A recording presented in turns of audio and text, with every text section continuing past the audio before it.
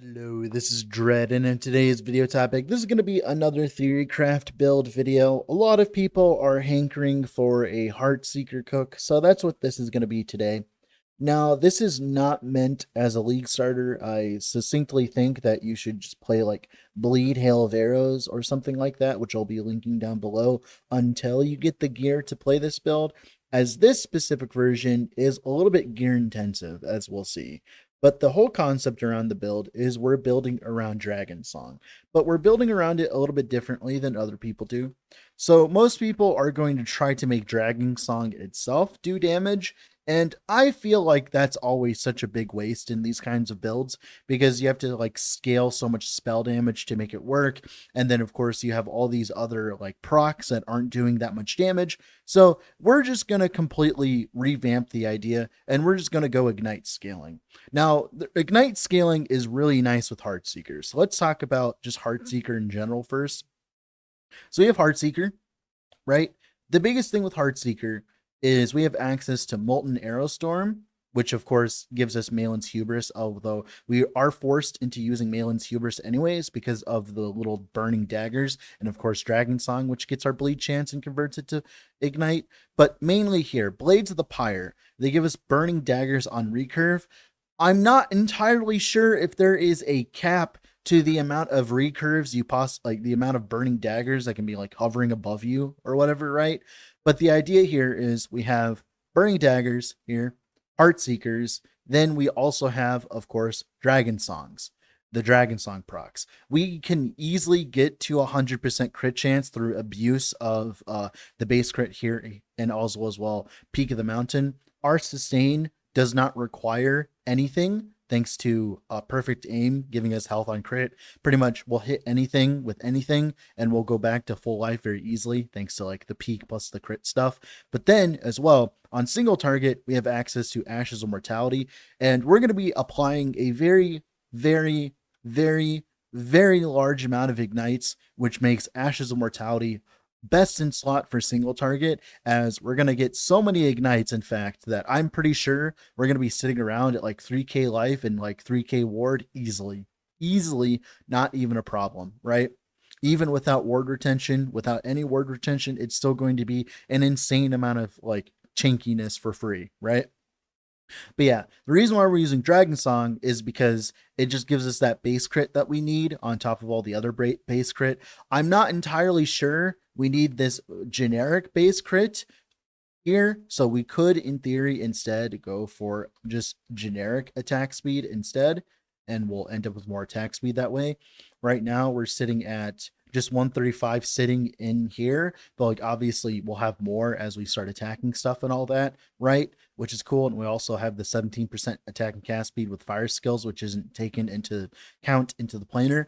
But the idea here is we just apply as many ignites as humanly possible. Thankfully, of course, we have access to things like puncture. They give us a lot of global bleed buffs. We have access to just getting bleed and ignite on all of our stuff. We also, as well, I forgot to mention this, we're actually not supposed to be running this. We're supposed to be running, where is it?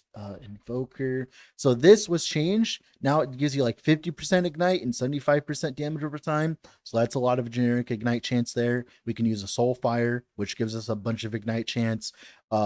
We can get a bunch of bleed chance on our quiver as well. Like essentially like, and we can also run like ignite chance blessing and bleed chance blessing at the same time. And we can also run all the bleed chance in the tree. We also have access to Crimson Shrouds from Heartseeker. This should be up like all the time in theory. If you need an extra point, you need an extra point in there. So that's all cool and dandy. The idea, we apply as many ignites as humanly possible with our burning daggers and our Dragonsong procs. Now, the only problem that this build might face is mana sustain issues, because our Heartseeker costs 3 mana, but we do have access to Heart Drain, which gives us mana on hit, and the recurves will pretty much make up for the mana costs here. But the problem is the 2 mana consumption on Burning Dagger. Now, that doesn't sound like a lot of mana, but I can tell you without a shadow of a doubt, that is a lot of mana. Like that will be a lot of mana in the end. But thankfully, this is the only thing that we pretty much spend our mana on, and we can always gain mana back with puncture, which we're going to be using anyways, and we can build some mana regen on our gear to make up for this. So in theory, our mana should be fine. We'll have to try it out, right? Oh, I messed up. This is actually supposed to be recurve chance, actually. Yeah, recurve. Yep. I haven't been up to date on everything yet because I'm still like catching up. But yeah, that is my concept currently for a marksman with, of course, you know, Heartseeker and stuff like that, because we're just going to end up with so many Dragonsong procs on top of all of the other procs that we have, and we're just going to apply ignites with them instead, because I really think it's a waste to just go spell damage scaling when, like, you know, you could just abuse ignite instead. So this is going to be something I try next patch. It's going to be something I try. The only reason that this build is anywhere near viable, in my opinion, and good is because of the Ashes of Mortality abuse.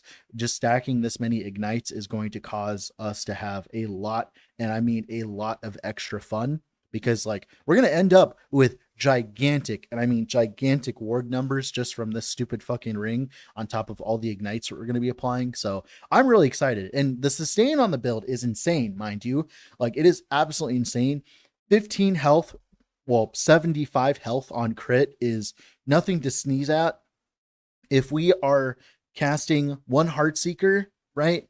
And like probably like 3 to 4 burning daggers per right click, plus all the crits that we do with the Heartseeker, right? Like doubling our hit chance. And then as well, that on top of course, Dragonsong, it's going to end up with so many crits that we're just going to sneeze on something and we're going to immediately go back to our maximum life value, which is rather entertaining. Now, this is not a refined planner. I've not played Heartseeker before, so this might not be good. I'm not entirely sure. It might not be good. It might be bad. It might be really good. Who knows? No one fucking knows except for the people who are on the CT, but like, you know, like obviously right, like whatever. So yeah, the only thing I actually don't have, I should probably do this. Yeah, frailty, seal frailty. Shh, don't tell anyone. But yeah, pretty much this should be fine. Because we have access to the LP slamming stuff, we can easily get a bow like this, thanks to the fact that, like, you know, we can choose our first LP thing, right? Same thing with this, like movement speed on Fiery Dragon Shoes. I'm not convinced on Fiery Dragon Shoes, but they do help us crit avoid, so maybe it's fine. You know, also as well, you know, Soulfire is just like really low LP potential. We can always guarantee the 1 LP slam on Ashes of Mortality, and like this is very low LP too. So a lot of the gear actually is like super cheap and easy to get, which is the funny part. It's just getting the LP versions will take a little bit longer per se, right? I don't think that this build will take that long to get set up, but I will say you definitely should be leveling with Bleed, Hail of Arrows, and Bleed, Puncture, and stuff. Now, there is a different version of Heartseeker that I'm interested in playing. I do want to play the Armor Shred, Poison Chance, Bleed stuff, but I'm going to leave that for another day, mainly because I like the idea of this build and the amount, the copious amounts of Bleed chance that we can get to make this work. It's really entertaining. Like, I think it's going to be like really entertaining just watching this go off in monos. But yeah, that's going to be it for this build today, this video today. Like I said, I'll be linking down below the leveling guide for Rogue, and also as well Bleed, Hail of Arrows. That's what you should play until you get to this point, and then swap into this when you have the gear. With all that being said, this has been Dread, off to go do something else. Bye.